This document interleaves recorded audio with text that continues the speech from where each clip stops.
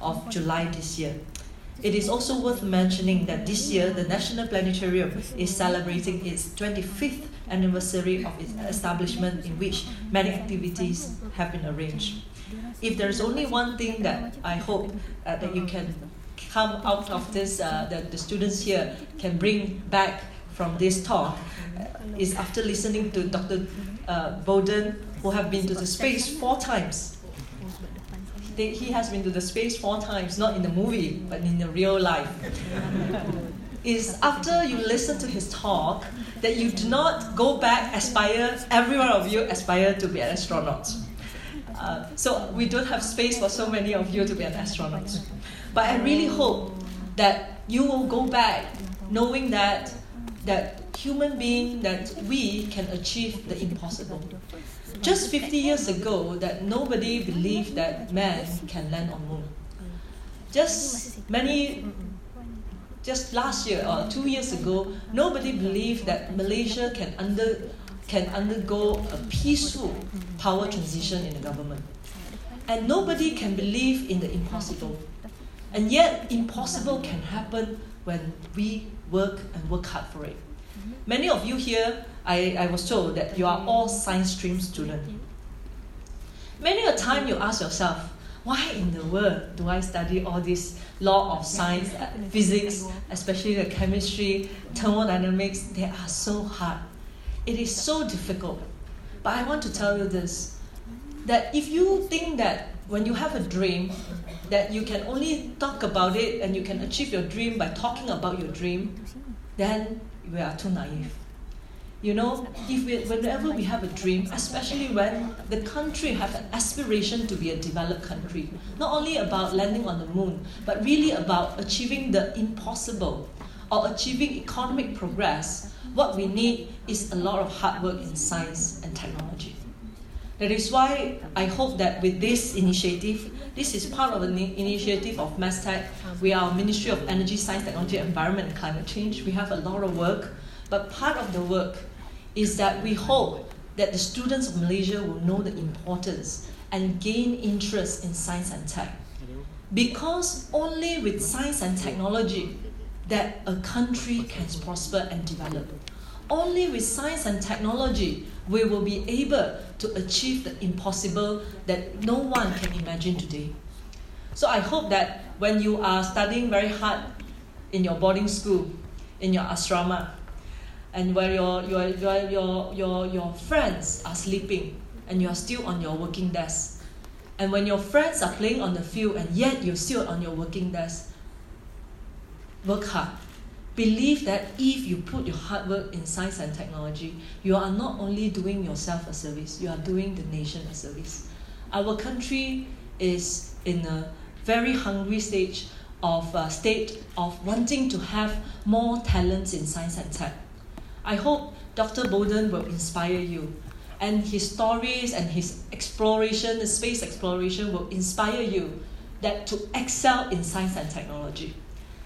As a Science and Tech Minister, there is nothing more important to me than we have good talents in the pipelines for science and tech and engineering in Malaysia. I hope that it will inspire you. I hope that one of you here, or more than one of you here, will be able to excel in science and tech in whatever areas that you are interested in. Just remember, there is no free lunch in the world. Every one of us must work hard, and we must work quickly, and we must work harder than other people in order for us to excel. This year also marks the 100th year of the establishment of the International Astronomical Union, and this program could also be adhered to this special global celebration.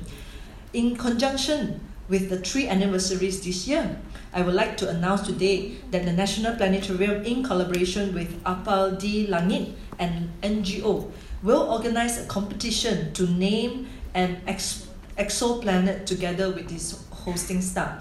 The unnamed exoplanet system was assigned to Malaysia by the International Astronomical Union in May 2019 and was officially opened to 117 participating countries on the 6th of June 2019. The competition will be held from 1st of July to 30th of August 2019 and will be open to all primary and secondary schools in Malaysia. We hope that all students in Malaysia will not miss the opportunity to propose a Malaysian name to an exoplanet system located far, far away from our own solar system. But really, I do not hope that you only participate in naming an exoplanet. I really hope that our students here will participate in a technological progress and science progress in a human being that will make Malaysia to have that competitive advantage in terms of economy. That is why we have this Aztec in School initiative, and we hope that this space exploration program will really open your eyes to the whole wide world of possibilities. Ladies and gentlemen, I hope that this program also will further contribute to the achievement of the future programs through smart partnership with the US Embassy in Malaysia. I would like to once again thank the US Embassy and Dr. Charles Bolden for their tireless efforts and dedication in making this talk a reality. My appreciation also goes to all parties involved in the organization of this talk, especially National Planetarium and also the MASTEC staffs. My sincere thanks to all participating schools and members of the media for the coverage for today's event. With that, I would like to thank you, and I wish you all have a happy exploring the universe together with Dr. Bolden. Thank you. Thank you, Mr. Yo. May I now request everyone to get ready for the photo session, and please stand up and the light on, please. And VIPs will stand in front. And please everyone stand up and get closer to the VIPs so that we can have a group photo session together with Mr. Charles Bolden and Minister Yeo Bee Yin.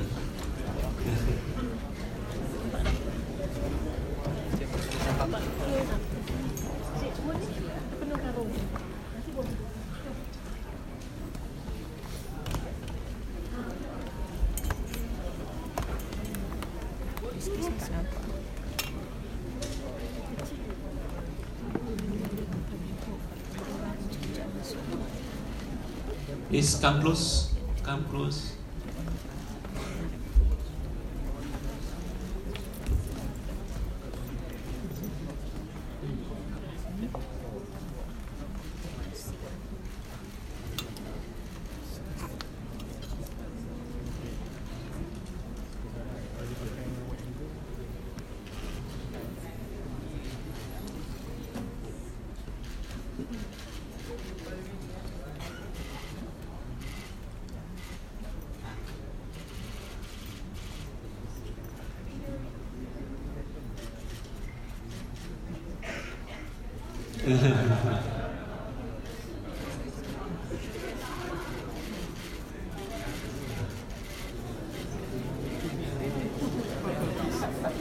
Okay, thank you everyone, and please be seated again.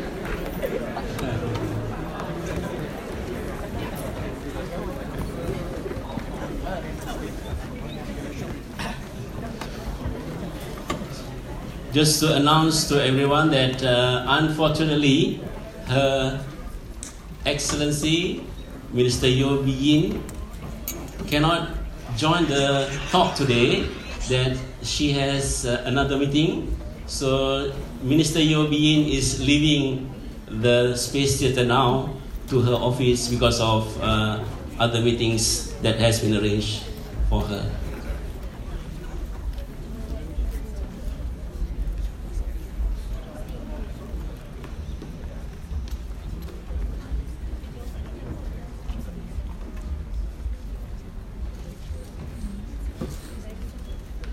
Want it?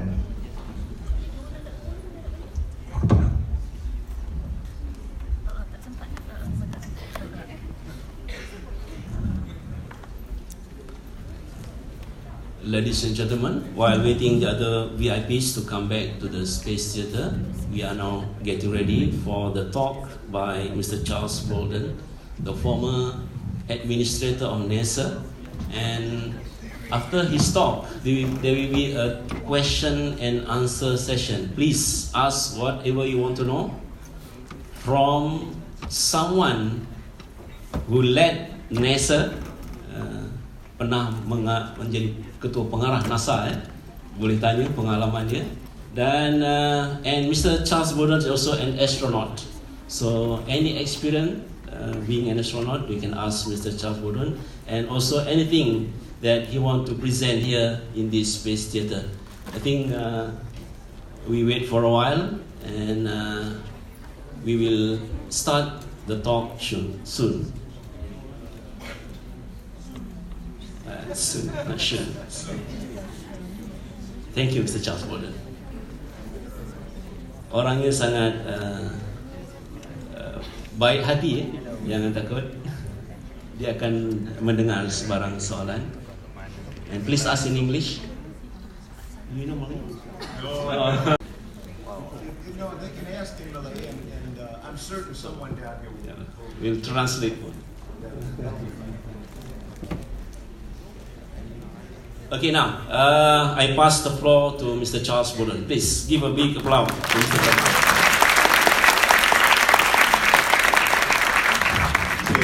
Well, first of all, it's good to be back. Marines, thanks for coming out. Semper Fi. I know you guys could be busy on post or something like that, so it's good to see you here, and I really appreciate your coming out. For those who may not understand who I'm talking to, there's a group of Marines down here in the detachment from the embassy. So I spent 34 years of my life among them, and I cry when I talk about that. Seriously, I cry when I talk about them a lot, because this is my family still. We have a saying in the United States, once a Marine, always a Marine. So I'm not retired, I'm not former, I'm not ex, I'm a Marine. And I always have a great time when I see them. For the students that are here, thank you for coming out. And let me do a couple of rules here. This is my second trip to Malaysia to talk to you as a representative of NASA in the United States. I'm what they call a State Department Science Envoy, which doesn't mean a lot of anything technically, but it means that, come on, the folk from the embassy over here are going, oh man, what's he talking about? He's blowing it. I just want you to understand, I am not the NASA administrator. I am no longer associated with NASA. I'm an American citizen, plain and simple, who has a passion for space and other kinds of things. And so what the State Department has allowed me to do in this capacity over this past year, because this is my last visit anywhere as a State Department Science Envoy for space. They've allowed me to travel around the world, and I've been traveling with Miss Sita Farrell, who is, Sita, stand up for a second. So anybody know what a Sherpa is? Okay, for people who climb mountains, somebody has to know what they're doing. Most of the mountain climbers, they know what they're doing, but they don't know where they're going and stuff like that. So they have a Sherpa or a guide. So Sita has been my Sherpa for the past year, because she's been all over the world for years as a Foreign Service officer and has worked with other agencies in the federal government. And so we've been trying to traipsing around. We started out in the United Arab Emirates last year, went to Jordan, and then went to Ethiopia, South Africa. Started this year off by going to France and China and then India. And now we're finishing up. We were in Vietnam for a couple of days earlier this week, and then here for a few days before we go back home. But there are two rules. I learned this the first time I came here working with students. I know you have rules in class, and you don't ask a lot of questions, but you got to do me a favor today, okay? This is not class. And if we are to have a good time today and you all take something away all the way up there in the back, you have to ask questions. If you don't have a lot of questions, we'll probably talk about 5 minutes, and that'll be it. Or you'll watch a lot of slides. So I have a lot of slides. We don't have to look at all of them, but it will be most important if you ask questions. That's rule number one. You can ask questions anytime you want to. Rule number two is there are no dumb questions. If you have a question that you want to ask, please ask it. That goes for the Marines also. So you don't have to sit there and pretend whatever. But if you have a question on your mind, I can guarantee you there is at least one other person in the audience who has the same question that they're thinking about. It may be me, which means you won't get an answer, not from me, because I don't know the answer. So I have learned a lot of things in my life, and Probably one of them is the fact that what I don't know vastly exceeds all the other things that I've learned over the course of my life. So be inquisitive, ask questions. Now I got to see if I can make this thing work. Where do I point it? Who's the operator? Maybe we'll have to do that by hand. Aha! All right, I got it. I think. Yeah. So we'll try this. You know, it was interesting when the minister was talking earlier about things that Malaysia can do or maybe will do or wants to do. I thought I would start out by talking about why we do what we do, particularly in science and technical organizations, one like NASA. NASA has 4 big divisions. Everybody knows about human spaceflight because people love astronauts and they love going to space and stuff like that. And that is a big part of NASA. But another part of it that's really big is science. We have 4 major science divisions, and one of them deals with the study of our sun. It's called heliophysics. One deals with the study of our planet Earth, on which we live, called, obviously, Earth science. And then we have one that looks at all the planets that we know of throughout the universe, not just our solar system, but throughout the universe. And the minister mentioned a word when she talked about the contest. Does everybody know what an exoplanet is? What's an exoplanet? Somebody said, yep, over here. What's your name? Tell me what your name is. Huh? Daniel. Daniel, what's an exoplanet? And say it really loud so people can hear you. And what else? It's just not just the planet in another. What's really important about an exoplanet, and will help you understand why the heck we care. Because we don't care about all the planets in other solar systems. Who else wants to help Daniel? Who else has another idea or just to add a few more things about an exoplanet that can help us? And I'm going up here to squint because the lights don't allow me to see you. So if you think you know the answer, yell it out. Just give us your name and tell us. Give us a little bit more information about an exoplanet. How about one of the young ladies? You know and you don't want to say it. Come on, show the guys up. Tell me one more thing about an exoplanet. What makes it different from all the other thousands and millions and actually billions of planets? Yes.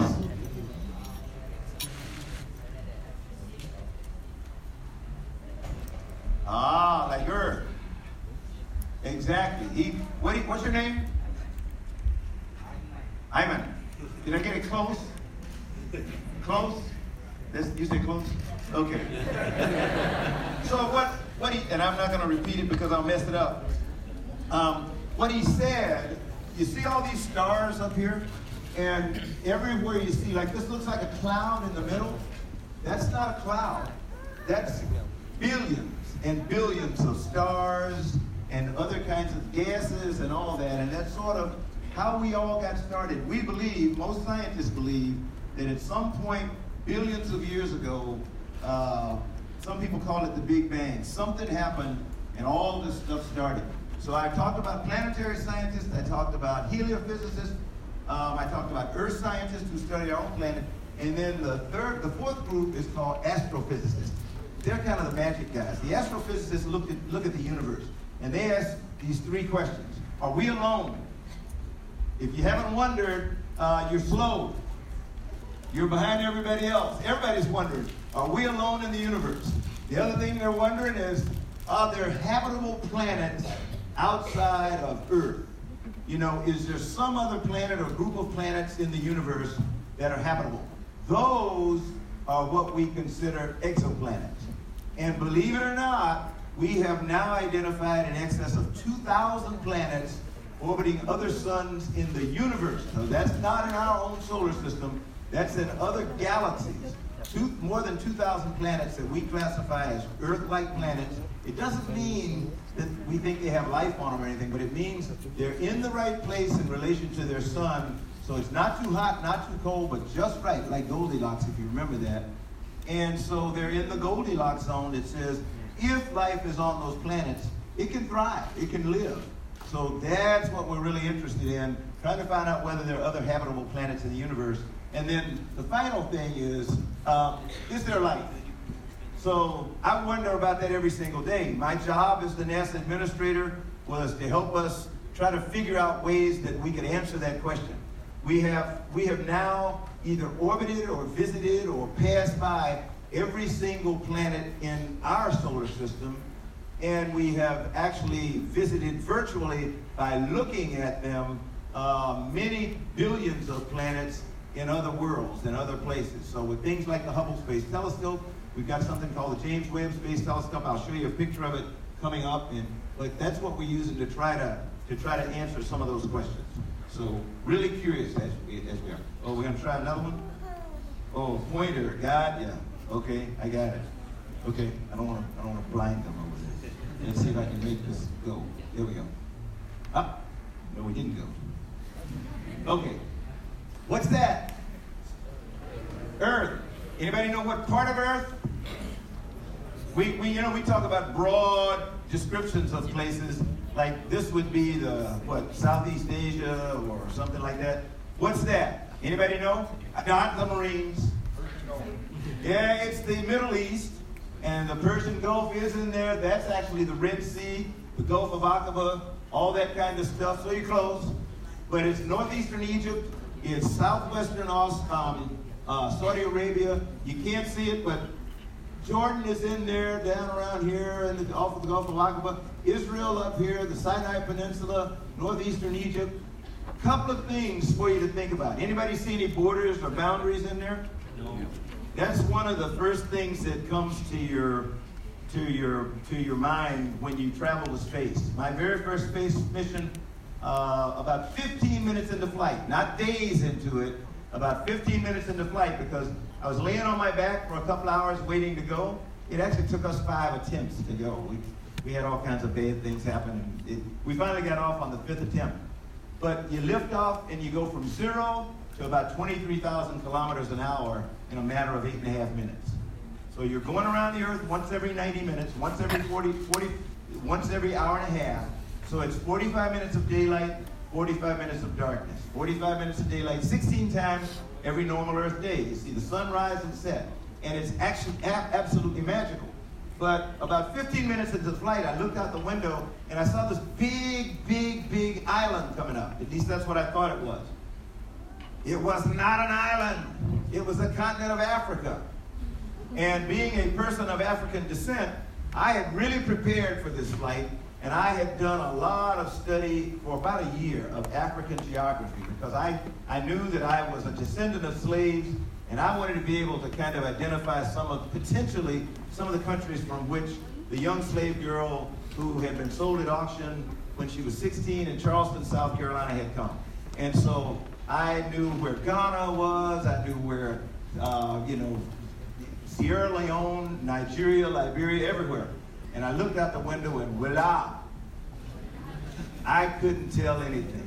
No borders, no boundaries, just this beautiful, beautiful continent that went from the northern shores of the Mediterranean all the way down through the Sahara Desert, through the equatorial region and all the jungles, and then all the way off the coast of South Africa. And it was just one big, beautiful continent. And over the days, I recognized the fact that not only was I looking at beautiful continents, I was looking at one big, beautiful globe that happened to be my home, Earth. And so I went from being a resident of Houston, Texas, to being a resident of planet Earth. And then after a while, you recognize that, you're a resident of the universe. Things you ought to think about, and you all are talking about it here in Malaysia. Anybody know what that is? See that very thin blue line? What's that? What do you think? Atmosphere. Doesn't look very thick, does it? That's because it's not. So about 15,000 kilometers of it contains enough oxygen to keep us alive. When you get away from that, we're dead. Unless we have masks and spacesuits and all that kind of stuff. So the importance of realizing that this little thin blue line is what keeps me alive, all of a sudden, my environmental consciousness was awakened. When I left the planet the first time, I would say I was environmentally conscious. I just didn't realize how serious it was and how small this thing that we call our atmosphere was compared to everything. And it goes all around the planet everywhere, and there's only one of them. There's only one atmosphere. So we throw junk into the atmosphere, it will eventually impact life everywhere. You throw junk into the ocean, eventually, because we live on a water planet. It's just one giant ocean on which we live, and there are these bodies of land that stick up in that ocean, and we call them continents. But if I throw junk into one part of the ocean, eventually, because of the currents, it's going to end up all over the world. So we need to think about that. Now that's space. You may say, but I don't see any stars. And that's because this is in the 45 minutes that we're on the side of Earth with the sun. The sun is so brilliant, so magnificent, that it completely overwhelms the ability of the human eye to discern stars in the daytime. 45 minutes later, when I'm on the dark side of Earth, gazillions of stars. And they're all brilliant pinpoints of light because we're outside Earth's atmosphere and we don't see the twinkling anymore because the rays of light, the photons are not being bent and everything. You just see pinpoints of light. So there would be billions of stars if it were nighttime and we were looking there. So if you have a question, do me a favor, just yell it out because like I said, I can't see in the audience, so don't raise your hand and hope I'm coming. Now, I want you to look around the audience. This is great, as a matter of fact. You're all segregated off there, so anyway, but look around the audience. What do you see? Male, female, some black, some white, or different shades. That's all diversity. That's really, really, really important. In the U.S., we really put a lot of emphasis on it because we recognize that about 51% of the people on this planet are not like me. They're female. And if we're going to be the best that we can be and we're going to do the best that we can do, we can't afford to leave them behind. We can't afford to ignore them. So we have a special emphasis at NASA on trying to engage, recruit, promote, and retain females and minorities. So are we doing well? We're doing okay. You're never satisfied. We're doing pretty well. And I want to show you the result of some of what we're doing. And for the young ladies in the audience, since there are a lot of you, try to see yourself in the face of some of the faces you see in this very quick clip. Because everybody's not going to be an astronaut. In fact, very, very, very few people are going to end up being astronauts. We have about 500 and some odd people in the history of humankind who have left the planet. That's not a lot of people. But there are literally hundreds of thousands of people who have helped those 500 plus people leave the planet and survive. And so you're going to see the faces of a lot of them: cooks, dietitians, nutritionists, doctors, lawyers, accountants. And if it works, I love it when I'm laying off of them.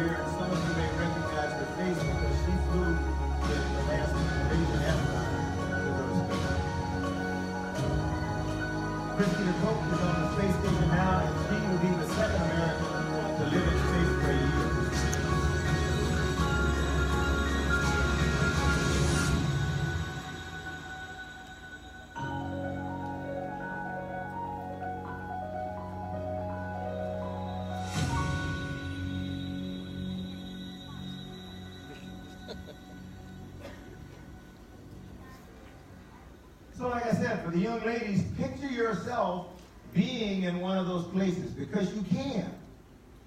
You know, don't let anybody tell you what you cannot do. You can be one of those faces in that video.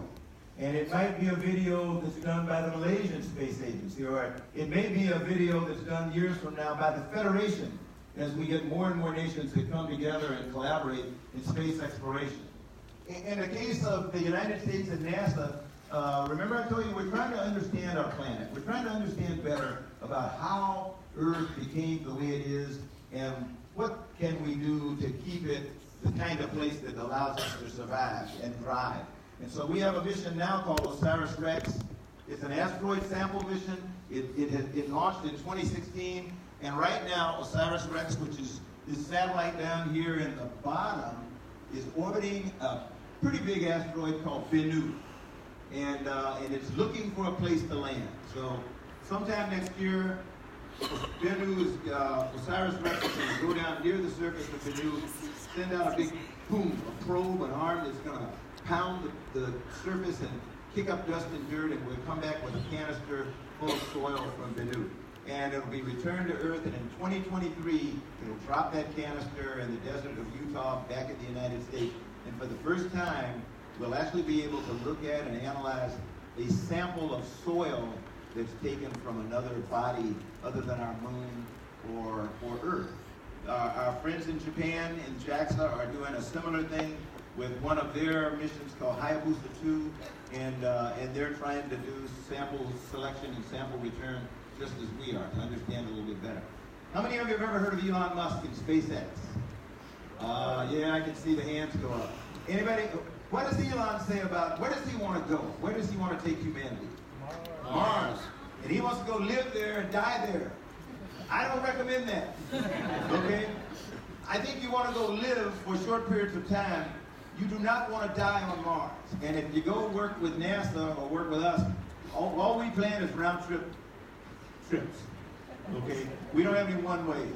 So if somebody offers you a one-way cheap, don't take it. Because one of these days we're going to have round trips available. And why do I say a round trip is essential? It's because I need people to be storytellers. I need for some of you who travel to Mars and go through that experience to come back to planet Earth and travel to Malaysia and other countries of the world and say, boy, was that absolutely incredible. Let me tell you what I saw. And let me tell you what I experienced. And let me tell you what it was like. And I was scared to death. But I overcame my fear, and I found out there was no reason for me to be afraid. Or I wasn't scared at all, and I found out I should have been, because it was really bad. But I need for people to go and come back and tell their stories. So we're actually, people are going to go to Mars. They're going to travel to Mars, and we're going to do it sooner than you think. I think in the 2030s, a little bit more than 15 years from now, we're going to have human beings who are going to be orbiting the planet Mars. We're going back to the moon in this decade of the 20s, and probably put somebody back on the surface of Mars, in all likelihood, on the surface of the moon, sometime in the next 5 to 10 years. And you know, the United States and NASA have set a goal of landing on the moon again and with humans in 2024. We may make that, and we may not. But what's important is to get humans back on the surface of the moon. Elon and other people want to form habitats on Mars and habitats on the moon. We have had a habitat that's off the planet for the last 18 plus years, and this is it. It's called the International Space Station. Human beings have been living and working on station now for more than 18 years. This started out in 1998 with 2 vehicles. One that was Russian, called Zarya, and it was the power and propulsion module that now moves the space station around when it needs to. And then the second module was called Unity from the United States, from NASA. And they came together and formed the beginnings of what is now the International Space Station. This thing is huge. From end to end, if you dropped it down into a soccer field or a football pitch here in Malaysia, it would go from end zone to end zone. That's how big it is. And we live on there now, people for 6 months at a time, and a few people have lived there for a year. And we're putting crews up more and more for longer periods of time. People ask all the time, what do you do when you're in space? Well, this is me on my last space shuttle mission, long time ago, doing some medical experiments. This was Franklin Chang Diaz, my crewmate. He and I both had been trained to draw blood. We were phlebotomists, licensed and everything. And so we were taking blood samples every day during the time that we were in space that the doctors and scientists could use for research on a lot of different things. And so those are some of the kinds of things that astronauts do when they're there. This is going to show you what's going on the International Space Station today. So I call this science at 23,000 kilometers an hour.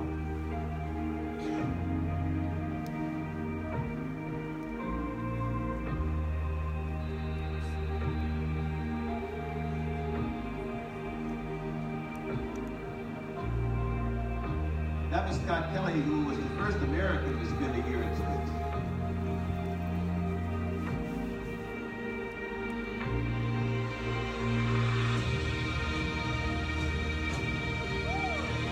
A lot of fun. This piece of apparatus has made all the difference in the world because it's like a universal gym, Marines and gloves. So you can press whatever you want to press. And it puts us back on Earth in terms of resistance so that we don't get muscle atrophy, our muscles don't shrink, and our bones don't begin to lose bone mass the way they used to back before we got good exercise apparatus.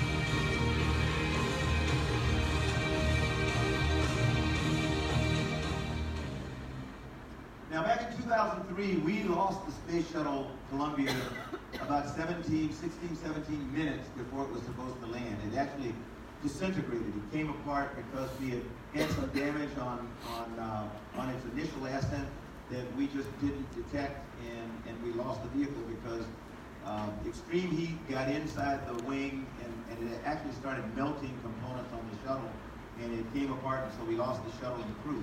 And at that time, the Accident Investigation Board, Congress, the President of the United States made a decision that, okay, NASA should phase out of the shuttle over the next 10 years, and we should start turning to industry to try to help us do some of the things that we do in space. If we were serious about going to Mars, NASA couldn't do everything. And so NASA needed to get out of the transportation business. And so that's where we are today. And what we started doing over that period of time is trying to bring about what we call public-private partnerships. And so what you're going to see, this is one of the early companies that became engaged with NASA. It's a company called Northrop Grumman. It started out as a company called called Orbital Sciences, a very small entrepreneurial firm that grew to be larger and larger, and now they've been bought out by a massive aerospace company called Northrop Grumman. They provide cargo carrying to the International Space Station for us. This is the SpaceX Dragon. The Dragon is unique in that it not only carries stuff to space, but we can put things on the Dragon and bring them safely back to Earth and recover them. So it's a reusable spacecraft. The Cygnus, the first one, was not reusable. It actually burns up during reentry. So usually we put trash in that one and let it burn up during reentry. Malaysia might think about that. So get rid of some of the plastic. This is Soyuz. This is one of only 2 vehicles that are working today that can carry humans to and from space. Soyuz is a Russian spacecraft. The Chinese have Shenzhou, and I'm going to show you a picture of that very soon. Within the next year, the United States will again have vehicles that can carry humans safely to and from space, and I'll show you a little bit about them in a second. This is the next to the last vehicle I want to show you. This is done by our partners in Japan. It's called an HTV.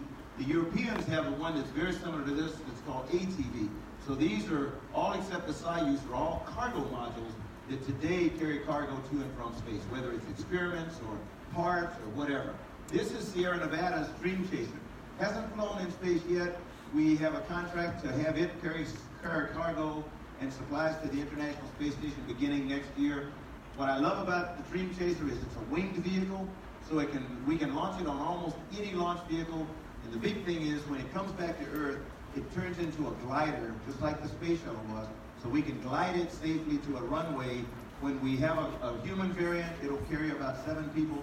So you can have people come back and land on a runway. This is something I think we really need, because we've been very fortunate over the 50 years of flying human spaceflight. We have never had a medical emergency where we had to rush somebody back to Earth. It takes about 2 hours to get somebody back to the planet from the time you decide you're going to do it. And today, all we have is capsules. And most of us are not very confident that a person who's in really bad medical condition could survive a return to Earth in a capsule and landing in the ocean or plumping down on the desert. So it would be great to have another winged vehicle that could come back to a runway again. This is Virgin Galactic. It is not an orbital spacecraft. It's what we call suborbital. So it goes into space, shuts off its engines, comes back down, spends about 20 minutes in weightlessness, and then comes back and makes a gliding re-entry and landing on a runway.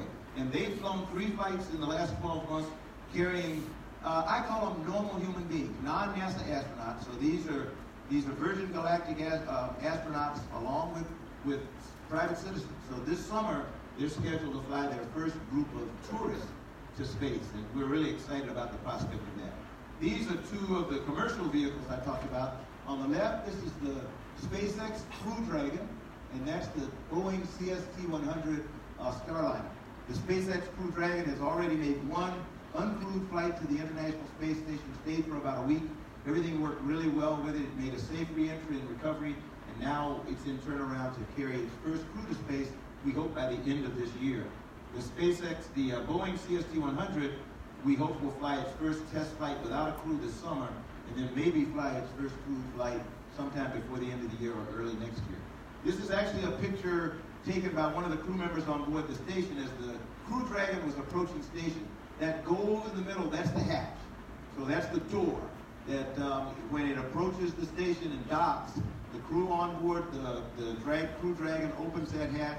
The crew on board the space station opens their hatch, and then you can move interchangeably in and out from one vehicle to the next.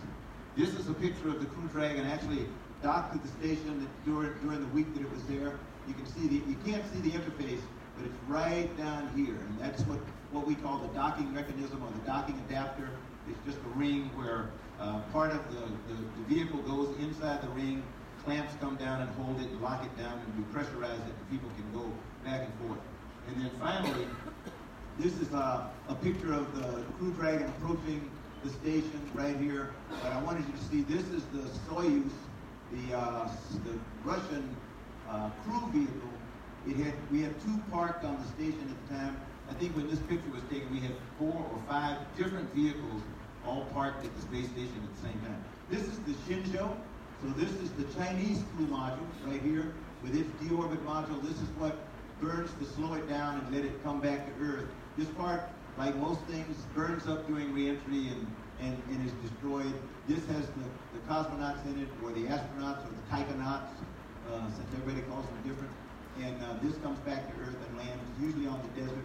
These are solar arrays that provide power. So that's Shenzhou. Because of U.S. law, NASA doesn't work cooperatively with the Chinese yet in human spaceflight, but I think we're a matter of years away from doing that. So I think it's going to happen. I mentioned the fact that, we really do intend to land humans on Mars. And so during the Obama administration, we came up with a plan for the journey to Mars. We worked with more than 25 other countries and came up with a document called the Global Exploration Roadmap. We've now published the 2nd volume of it. And it actually is a compilation of what representatives from about 25, 26 nations believe. 1, what should be the next destination for humanity? Everybody thinks it's Mars, and that's where we're trying to go. And then what they did was say, what are the best ways to get there? So we came up with timelines and vehicles that we think we want to use. And so this is the sort of the direction we follow today to try to get us to Mars by the 2030s. I mentioned before, we were talking about exoplanets. As we get ready to send humans to Mars, we want to learn more and more and more about this universe in which we live. Because the more we know about it, the more we can make it safe for humans when they go to another planet like Mars. This is the James Webb Space Telescope that's scheduled to fly sometime next year or 2021. It's massive. And if you see that this is a human being, that's a human being. That's a human being. This is one of 18 segments in the segmented telescope. So it is unlike anything we've ever flown before. It folds all up like a petal, like a flower petal. We put it in the nose cone of a rocket.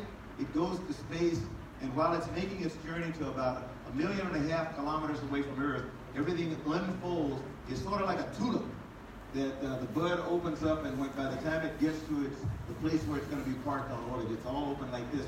It has the ability, when it's finally flying, it'll dwarf what the Hubble Space Telescope has done. It will see 100 times farther with 100 times more detail. It's actually going to revolutionize our understanding of the universe. When we talk about those exoplanets, it's going to be able to look into the atmosphere of an exoplanet in another galaxy and tell us what the makeup of that atmosphere is. What kind of elements are in it? Does it have oxygen and hydrogen or what? NASA is also working with their international partners on something called the Lunar Orbit Gateway.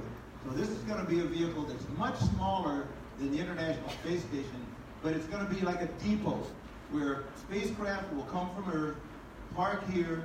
If you're going to the moon, going down to the surface of the moon, you'll transfer into a lunar lander and go down to the surface of the moon. When you finish your mission there, you'll come back up to the gateway, get on your spacecraft, return to Earth. If you're going on to Mars, you'll get into what we call a transfer vehicle, and you'll fly to Mars and back. And the transfer vehicle never leaves space. So it doesn't come back into this gravity well of Earth. So it's going to be much more efficient, much cheaper over the long run. And the big thing, it doesn't require anywhere near the power that's required just getting away from Earth's gravity. This next video I'm going to show you, I like it because it's loud. And it's got good music, and you can dance to it. Not really. But we always get accused of, you guys are you're still doing drawing board stuff. That's not true. For more than a decade now, we've actually been designing and building hardware to carry humans back to the moon and then on to Mars. We're building the largest launch vehicle ever known to man, something that's called the Space Launch System, or SLS. It'll carry Orion, a crew vehicle that's a module, looks a little bit like an Apollo module. It's about twice as big as an Apollo module. It has the capability of carrying a crew of 7. We're probably going to carry 4 on the first flight to Mars, but I want to show you what's going on now. You're going to see a lot of rockets being tested, solid rocket boosters being tested, components for the crew vehicle being assembled and tested. This stuff is going on all around the world.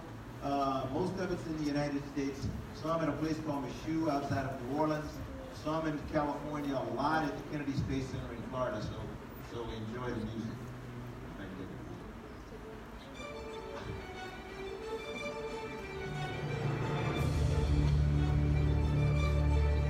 And oh, by the way, I am outdated in my video. It is no longer called Exploration Mission 1.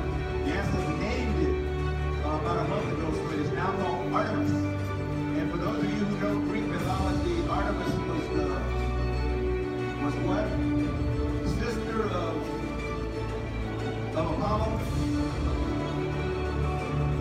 Whatever that means.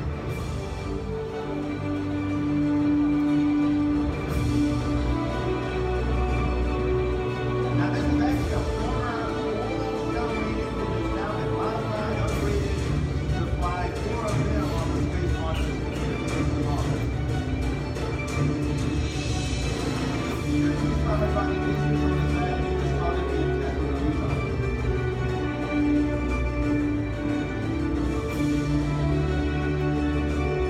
Now imagine yourself sitting in the seat inside Orion, coming back to Earth from the moon of Mars, and watching your spacecraft burn up around you.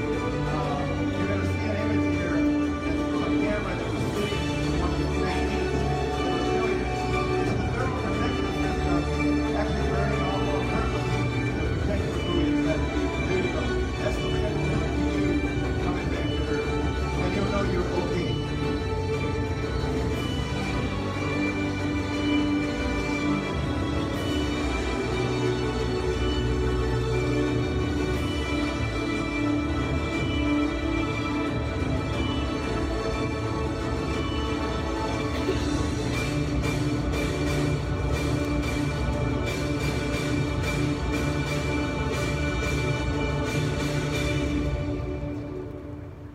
That's kind of how we're going to get some of you to the moon and Mars.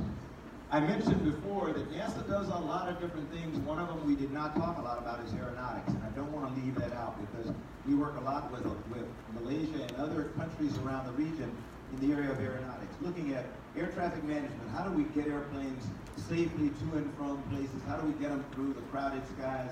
How do we make them cleaner, quieter, faster? One of my favorites, these are X-planes, 4 X-planes that NASA is currently working on. This is my favorite, it's called Quest. It's a quiet supersonic airplane. When it finishes being built, and we're working on it with American industry, it'll go, when it breaks the speed of sound, when it goes supersonic, instead of going boom and breaking windows and stuff, shaking buildings on the ground, it'll go kind of, and you won't even hear it. So we'll be able to fly at supersonic speeds over ground. You'll go from Kuala Lumpur to New York in a matter of a couple of hours. So we're looking forward to that. This is the other one. This is called Maxwell. Maxwell's a little unique in that it has 14, and remember, this is an experimental airplane.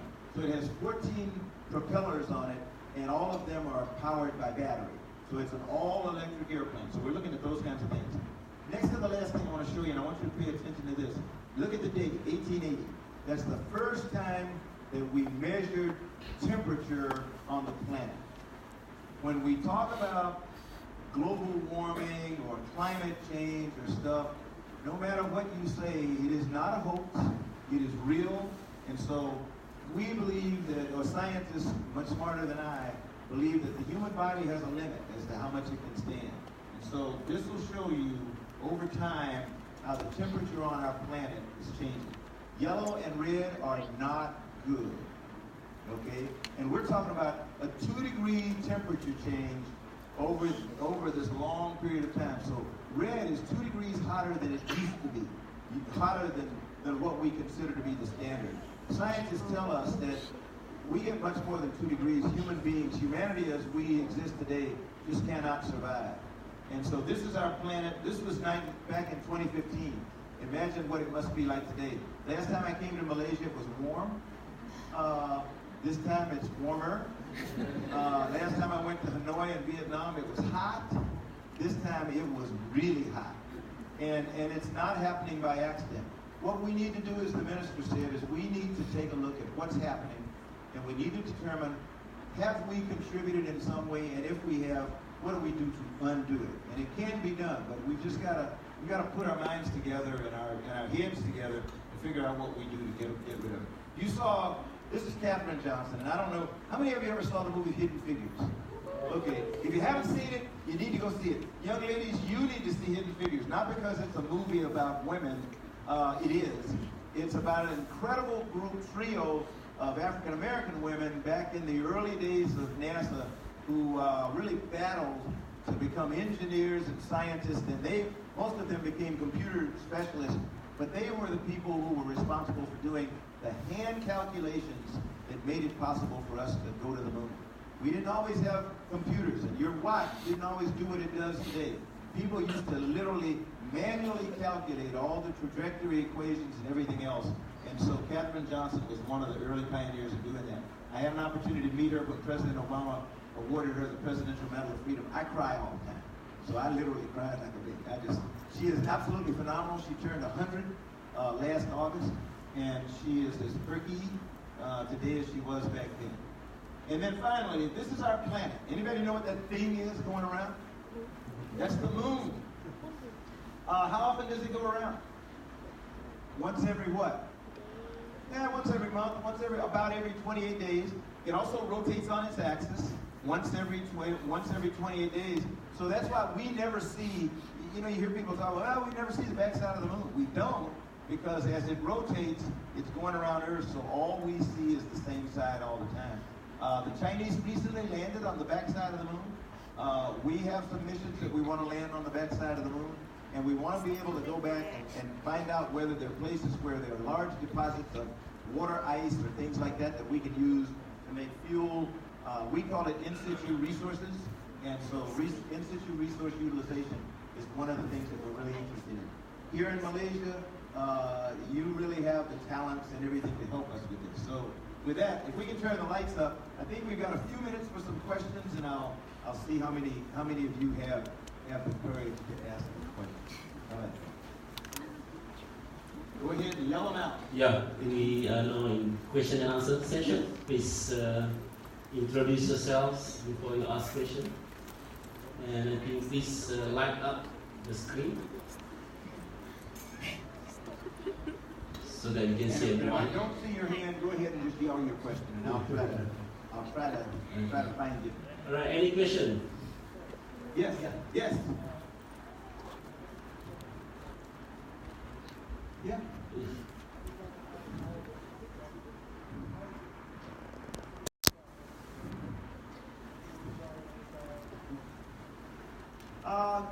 Actually, what you do, you already joined NASA for the space program because we have agreements between NASA and the Malaysian Space Agency.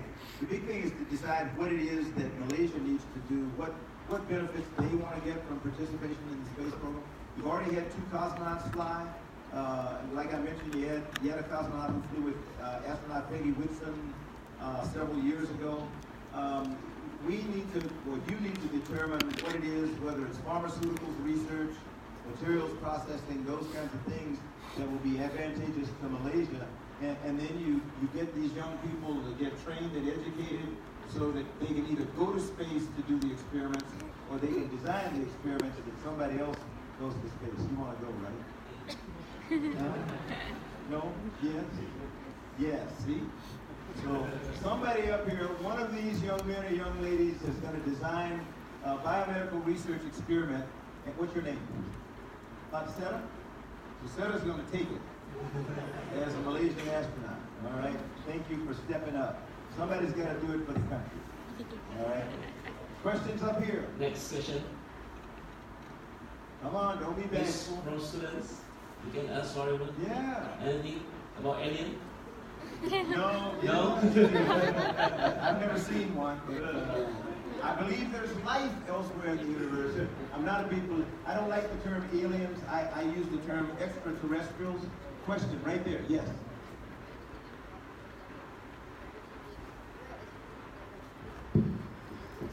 Yes. Where is it going to be placed in space?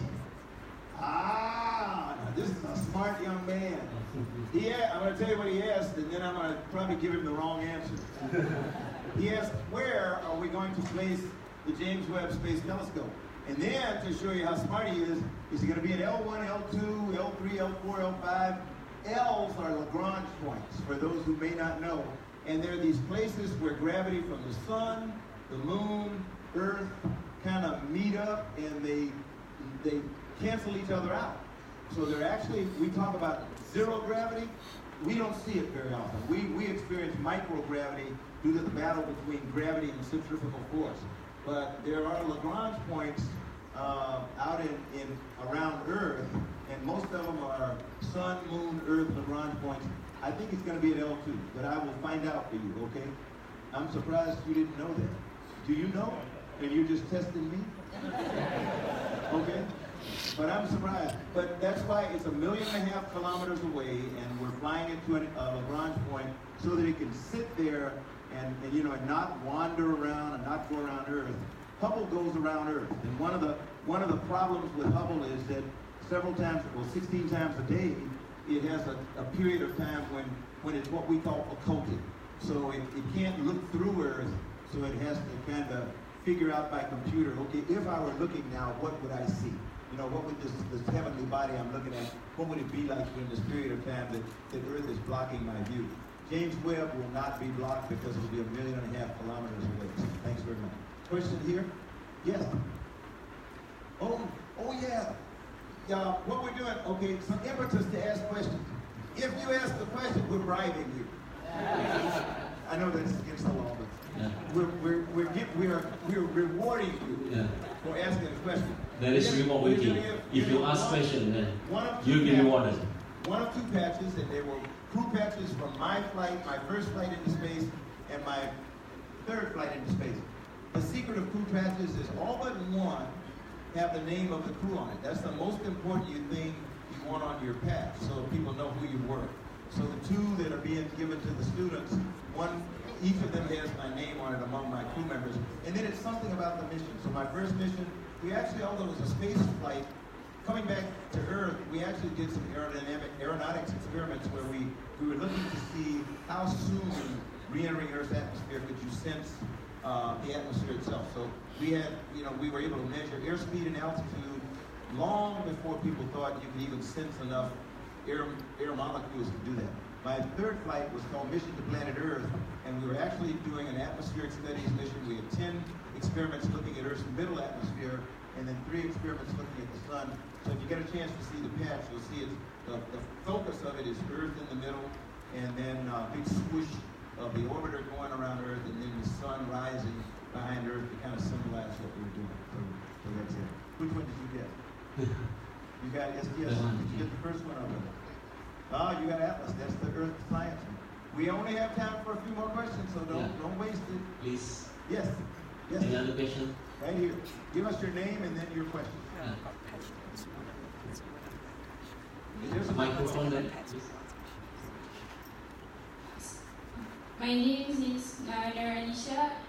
What I want to ask is, the sun is one of the stars and it has its own cycle which will die one day. And how many years approximately the sun will die and what will happen to our galaxies? The sun is dying. Two big questions in there. How many years before our sun dies? I think physicists have an idea. I'm not sure anybody knows, but we think it's probably millions, if not billions of years before the sun dies out. That's really important because she says, what happens when the sun dies out? When the sun goes, we go. It's the source of energy, heat, light for us. And when we, the reason I was not just kidding when I talked about Elon and some other people want us to go to Mars and habitate it as an alternative to Earth. There is no alternative to Earth. My point is, we've got to take care of this planet. When that planet goes, it means something really bad has happened. If it goes because the sun has died, which it will, and we lose our source of heat, then the whole solar system dies. Remember I told you we're one of billions of solar systems? The rest of the universe won't even know we're gone. So, literally, we'll become somebody on another planet that's as smart as we are will be looking at this quasar, this thing that goes, this big burst of energy that goes darting out across the universe, and somebody will say, yeah, man, those doggone Earthlings finally, they're gone. So, but that's unfortunate. But don't worry about it. It will not happen in your lifetime or my lifetime. One more question, 2 more questions? Yes. Yeah.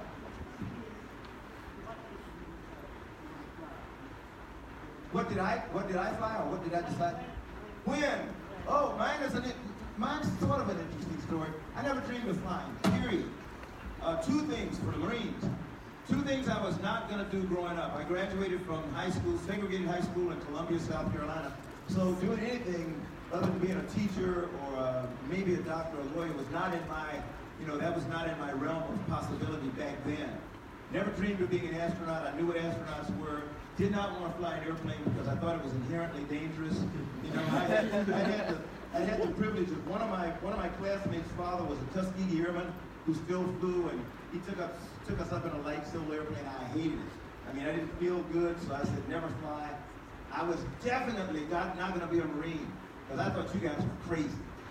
I lived in Columbia, South Carolina. The Marines came up from Paris Island, out of recruit training after graduation, just ripped up the park. So you all were rowdy. And so I did not want to be a Marine. I did not want to fly airplanes. I went to the Naval Academy. I saw a program on television called Men of Annapolis when I was in 7th grade, and I fell in love with it instantly. And I said, that's where I want to go to school. So I struggled and struggled and struggled. I couldn't get an appointment to the Naval Academy from South Carolina, so I wrote a letter to the president, President Lyndon Johnson, and I said, I need help. I can't get into the Naval Academy. What can you do? Never heard from him, but I got a visit from a Navy, not a Marine Corps recruiter, but a Navy recruiter. Several weeks later, he said, hey, I understand you want to go to the Naval Academy. A federal judge visited my school, a retired federal judge, and said, hey, we're looking for people who want to go to the Naval Academy. And I managed to get an appointment from Congressman William Dawson in Chicago, Illinois, and I went to the Naval Academy. And I hated it. After trying to go there from 7th grade, it was hard. It's like recruit training. I want to be a Marine, and then, no, I don't know whether I really want to do this. But it grew on me. And but the person who impressed me the most over my 4 years was a young Marine officer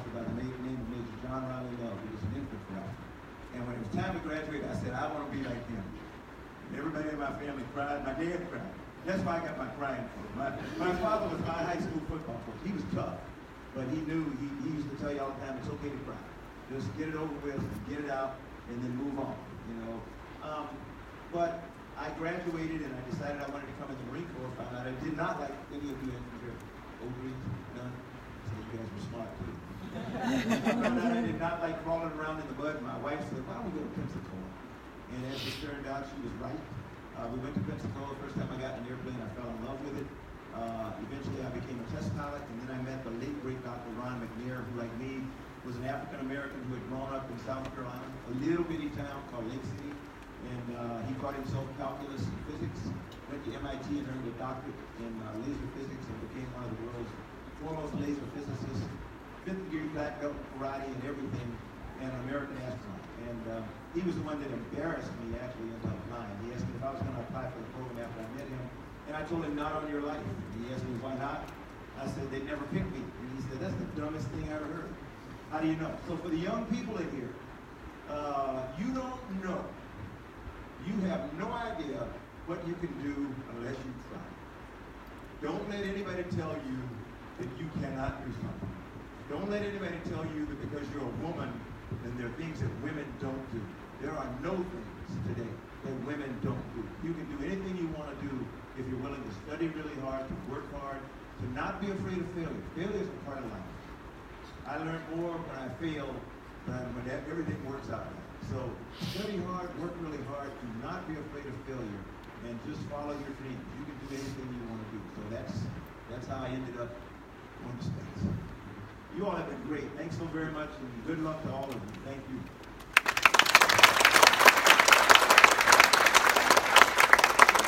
Okay, thank you very much, Mr. Charles Bolden, and I think we are almost at the end of the event today. I think please give our big applause again to Mr. Charles Bolden for his effort in explaining to us about space exploration. I think we will end here the event today, and I would like to invite everyone for lunch after this. But in the meantime, there are some